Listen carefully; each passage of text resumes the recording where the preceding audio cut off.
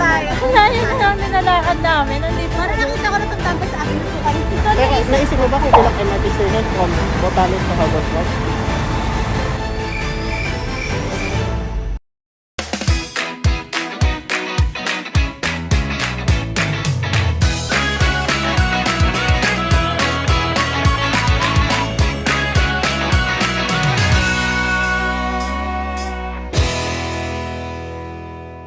Kasi dumaan tayo ng tapos sabi nila yung kanina eh. Oo. Umikot lang kami. Okay. Hindi maganda strategy ng magsunod ng car connector. Check the map. Right, sorry. So, nakakita kami ulit ng map. Na-realize namin na naliligaw na pala kami. So, nakita namin ulit yung shell. Tanda-tanda talaga namin yung shell andun. Tapos, yung na-realize namin na naligaw pala kami.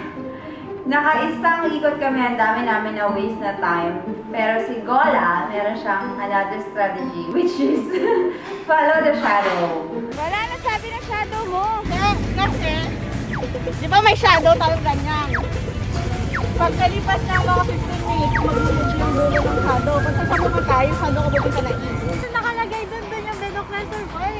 Ano naman, getting na natin yung Ito kasi MRT, oh. Oh, saan tayo? Tingnan natin yung shadow. Itong shadow papuntang bed.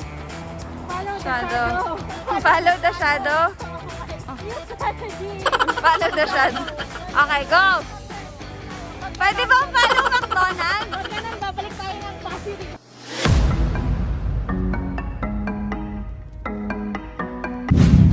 Abot na ako, Tim. Ako din. Actually yung legs ko, Ito ng legs ko. baka sa broken Ano?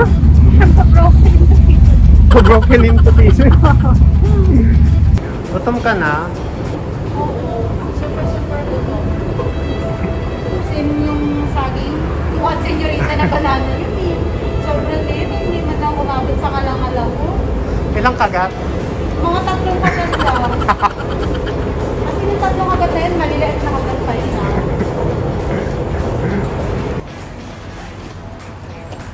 Mahal. Mahal yung tinapay doon. Nasa magkano? $3. Nala ko, meron lang tayong $5. Hindi na tayo kakain later. Grabe yung gutom. Palipat sa iba. So, unfortunately, hindi kami nakakuha ng pagkain dahil Halma. Halma, $3.70. Pero ang budget lang namin each is $5. So, cannot. Nawala na naman yung PCN, guys. So, good luck sa amin. Naisip namin na medyo maghanap kami na mapagtatanungan namin. So, napakabait ni Kuya kasi tinulungan niya kami na maghanap kung saan papunta yung Botanic Garden. Meron siya sinabing lugar na hahanapin namin na dun yung way papuntang Botanic Garden. The problem is, iba yung intindi ni Mondi dun sa pangalan ng lugar at iba yung intindi ko dun sa pangalan ng lugar. Keep going straight until you see this place called Cluny Court. What place is that? Cluny Court. Sorry. Say again? Cluny Court. Cluny. Yes, Cluny Okay. Court. White building, Ah, whereby they okay. have a lot of restaurants. Okay. So once you see Cluny Court, you just continue walking in the same direction, and then right across the road from Cluny Court, you can see the MRT exit, and then you'll see the entrance for Botanical Gardens. Oh, okay. Yes. Understand. Yeah. Thank you so much for your this help. direction all the way straight. Okay, Yeah. just all the way straight. Yes, Thank ma'am. you. Yes, Bye. Sabi natin is Cluny Court. Cluny Court. Kung tama man. Cluny Park?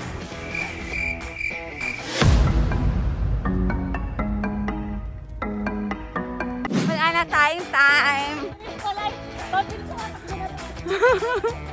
Dalawang oras na po, hindi pa kami nakakalabas sa sumpa ng Tampines. Outfit na kami. Baka sakaling mawala yung sumpa ng Tampines. Change outfit na lang. Nagsuot kami ng shades. Baka sakali pag nag-iba yung aura namin, mawala na yung sumpa ng Tampines. Not long after, nakita namin yung sign ng Bedok Reservoir Park. Tapos nung nakita ko yun, iba yung feeling, hallelujah, nakarating na rin kami sa wakas. At then kanina pa namin hinahanap. Naisip namin, since nandun na rin kami, tsaka hindi naman kami palaging nakakarating ng east side. So naisip namin na mag-stroll muna, enjoy the view sa Bedok Reservoir Park. Tapos magpahinga na din muna doon. Yan naman yung shadow niya. Follow the shadow. Hindi, kailangan mag-move pa kasi yan ng 15 minutes. Kung saan nakatayo, kung nasa yung dulo ko, yun. Saka pag gumagalaw ka, hindi siyang Oo, kailangan medyo mark mo kung saan nasa yung shadow mo. Yung shadow mo yung gagalaw. Sige nga, Gola. Nagro-rotate. Iwan ka namin. Science lesson from Gola. Ay, di ba tayo kakain? Kumakain ka na naman eh. Oo, kumain tayo. Ubusin mo na yung mabubulok na yung saging mo. Balang, wag kang manghihingi ng saging mamaya. Inubos na yung resources niya. Ayan pa mga bata.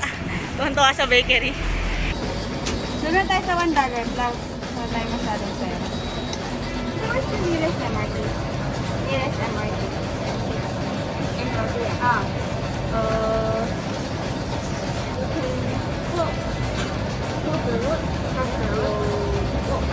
Oh, can walk. Can walk ah. Oh. Cheers! Kumain ako sa atin. Ito na nga, family.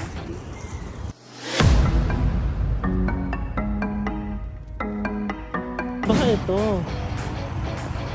May center eh. Kilini! Ah, Kilini! Kilini? Oh, Kilili! Kilini, hindi pala Clooney guys. Kilini! Kilini!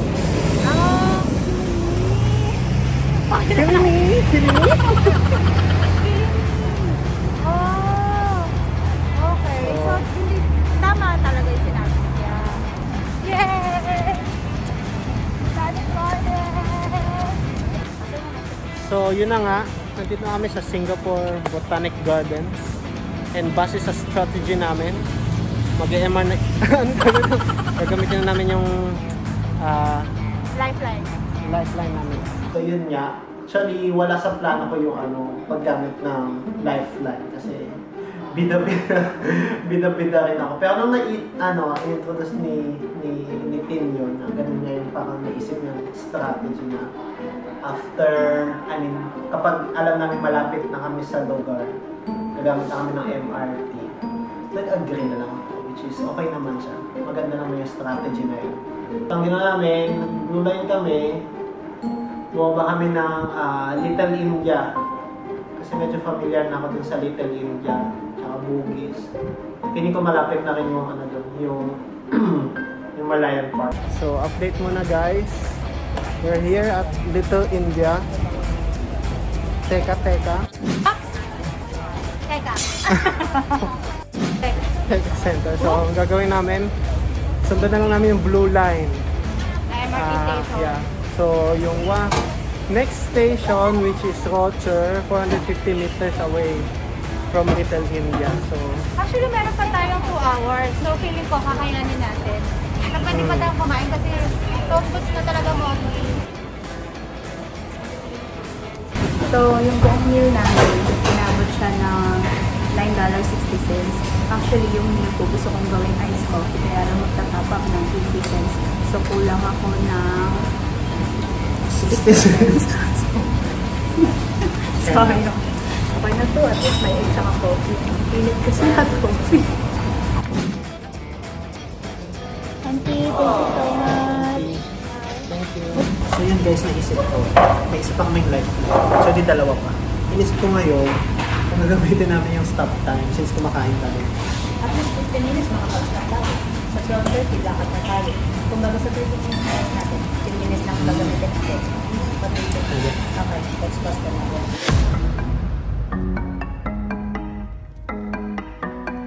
7 stations. Ngayon ay 2:57, 2 hours and 57 minutes left. Kakayanin ba namin? Meron pa naman kami, buo pa din naman yung 3 lifelines namin. Hanapin muna namin yung Yunos MRT station. Sana tayo. Kakibukit pa din to eh. Kaya pa ba? Let's go. Alam ko na to eh, papuntang Yunos Mansion. 3 stops. Tara na. Ano na lang tayo? Dito kayo MRT, nandun na. Malapit Saan? MRT? Sure ka? Nakakailang hours na tayo. Meron lang tayong 2 hours eh. 2 minutes and 21 seconds na lang. Yung goal po namin umabot ng Yunus MRT. So from Yunus MRT, doon po kami magde-decide kung gagamitin ba namin yung lifeline na magpapahinga kami. Ang plano namin sundan na MRT ay Green Line, pero hindi namin alam, lumabas kami sa Kaki Bukit, so downtown line na siya. So hindi namin alam paano kami nakalusot doon. So unintentionally, ang nasundan namin ay yung downtown line. So nag-decide kami na gamitin namin yung lifeline namin kasi sobrang pagod na rin kami at uhaw. So we decided as a group na gamitin yung stop the time lifeline namin kasi pagod na kaya ng lagsan. Okay.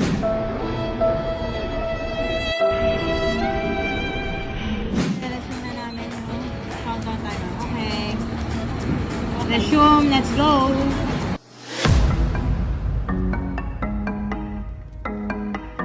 Ikaw, anong reflections mo sa college sa ginagawa natin? Siguro ako wala eh. Basta gutom ako. Kasi to be honest, siguro be grateful kung ano yung meron. Kasi, hindi, mahirap pala talaga maglakad. Ako naman parang dati, pag kinakapos ako ng pera, ayun, so mapo-force akong maglakad. So, walang you are here. So, Rocher Road. Pero diretso pa kami na. Oo. So, which way?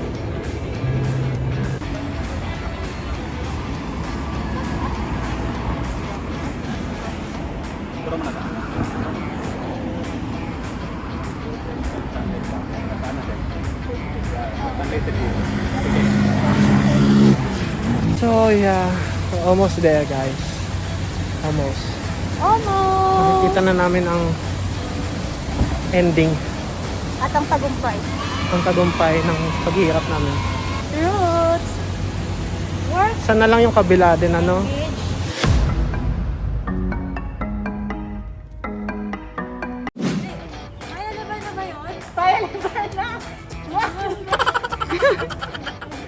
Aljanit yun? Kamusta naman ang electric fan? Ang tagal naman ng kalang. Kalang, nasan ka na?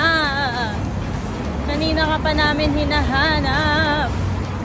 A few moments later. Kalang na ba yun? Kalang na ba yun? Kalang na! Kalang na! Nakarating na rin kami sa Kalang. Okay, so gagamitin na namin yung second lifeline namin, yung use of public transportation lifeline. Sasakay kami ng train from Kalang for 3 stops. Lavender, Bugis, and City Hall. Bababa kami ng City Hall. Tapos maglalakad kami from City Hall to Merlion Park. Okay? Let's go! Finally! See you sa Merlion Park! See you!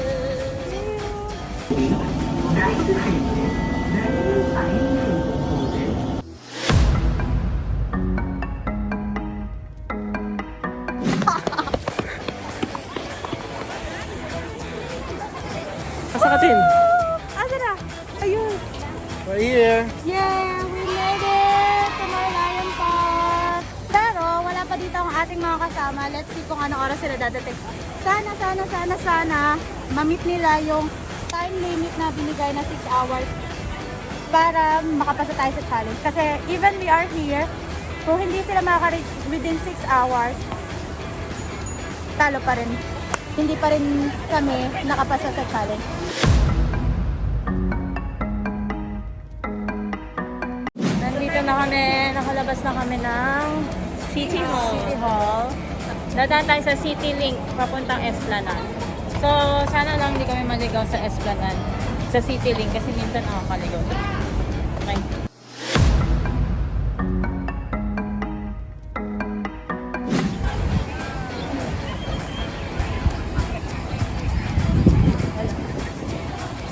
Wala. Wala sila dito. Pero, nandito si Merlion. Siya naman talaga yung pinuntahan natin dito, di ba? The rest, imimit lang natin. Ayun na si Merlion! Nandito na, malapit na abot kamay na lang siya.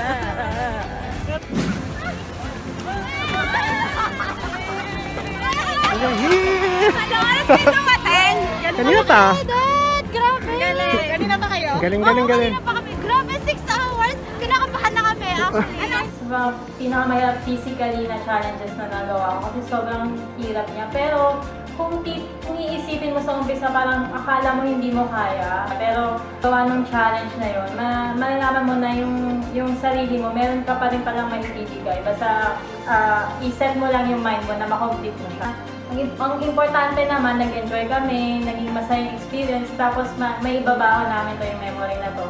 Along the way, may mamimit ka talaga ng mga kind-hearted people na parang minsan kahit hindi mo konti lang yung inask mo, they will give more than what you ask.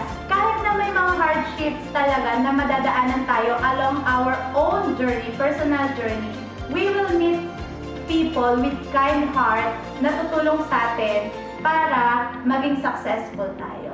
Kasi may mga unexpected kayo na mga roadblocks na madadaanan. So, ayun. So, kailangan marunong tayong mag-adjust doon sa plano natin. Ang mahalaga, huwag kayong give up, parang i-share nyo yung isa't isa para makarating kayo, para doon sa goals.